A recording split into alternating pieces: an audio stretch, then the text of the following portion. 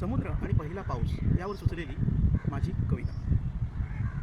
सागर किनारा आज जळे, सूर्यसागरा जणू मिळे, सूर्यसागरा जणू मिळे. तप्त निखारे श्वासावर, तप्त निखारे श्वासावर फुलती, व्याकुळ धरणी कुणाकळे, ही व्याकुळ धरणी कुणाकळे.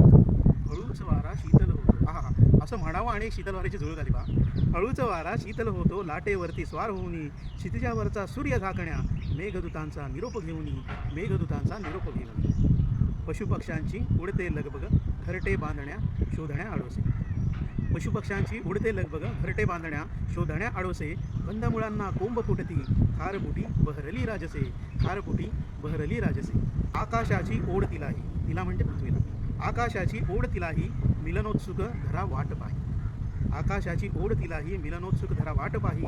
विरह भावना शीतल होती, अश्रू त्यांचे झाले प्रवाही, अश्रू त्यांचे झाले प्रवाही. जलधारा धरणीवर येता, जलधारा धरणीवर येता, प्रेमाचे भरते सृजन घडविती, प्रेमाचे भरते सृजन घडविती. रुजले बीज तिने धारण केले, रुजले बीज तिने धारण केले. प्रसवले पाचू अवनीवरती, प्रसवले पाचू अवनीवरती. जलधारा येतात, जलधारांना प्रेमाचे भरते येते, म्हणजेच वृष्टी चालू होती, म्हणजेच पाऊस पडायला सुरुवात होतो. आणि जमिनीमध्ये बी रुजते, आणि जेव्हा ती बी रुजते ती प्रसवते आणि आपल्या अंगावर पाचू धारण करते, म्हणजे ही जी हिरवाई पूर्ण पृथ्वीला लाते, त्याचं हे वर्णन आहे. उधाण आले लाट उसळी. आता उधाण आले लाट उसळी, समुद्र खवळतो व्याकुळतेने, डोंगर दऱ्या मैदानातुनी, नदी वाहते आतुरतेने, नदी वाहते आतुरतेने.